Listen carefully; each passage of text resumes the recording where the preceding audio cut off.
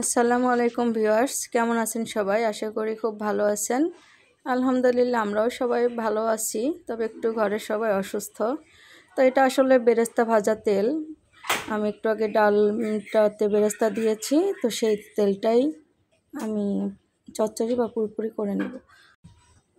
যাই হোক, পেঁয়াজ আর হলুদ, লবণ, আদা, রসুন, জিরা বাটা, কাঁচামরিচ, যা যা দেওয়ার এগুলো দিয়ে নিলাম।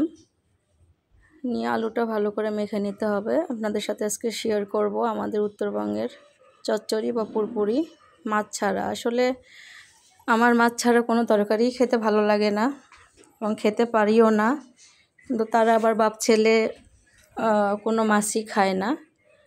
কোনো মাছ দিয়ে তরকারি করলে তারা খাবে না। তো যেহেতু আমারও শরীরটা বেশি ভালো নেই, নিজের জন্য আলাদাভাবে কোনো কিছু করতে ইচ্ছাও করছে না, বা ওরকম এখন আমার ধৈর্য নেই। ঢাকায় প্রচণ্ড বৃষ্টি, তারপর থাকে না গ্যাস।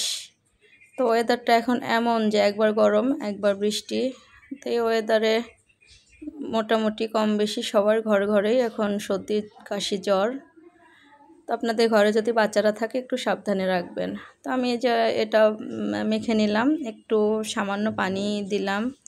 আলুটা যেহেতু পরিমাণে বেশি, একটু সিদ্ধ হতে হবে, তাই আজকে আমি খুব বেশি ভালোভাবে এটা চটকে মেখে নিতে পারিনি। আসলে হাত পা এতটাই ব্যথা, শরীর ভালো লাগছে না। আর বাচ্চার আব্বু আবার উনি চিংড়ি মাছ ছাড়া কোনো মাছই খাবে না যে কোনো তরকারিতে দিলে।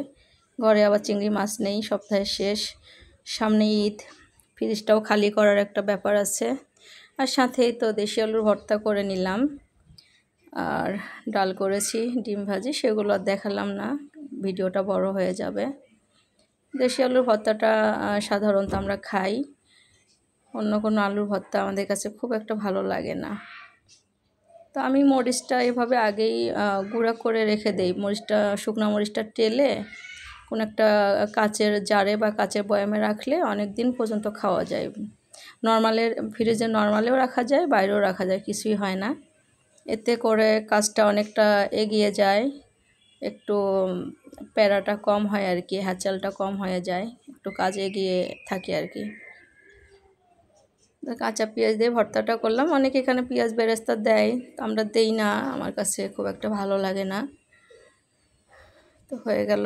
যদি আমার এই অতি সাধারণ রেসিপিটি ভালো লেগে থাকে, আসলে একটা তো কিছু দিতে হবে, তাই দিলাম, যেহেতু শরীরটাও ভালো নেই। তো যাই হোক, শেয়ার করলাম। যদি ভালো লাগে কষ্ট করে একটু লাইক, কমেন্ট, শেয়ার করে দিবেন। বিদায় নিচ্ছি, আল্লাহ হাফেজ।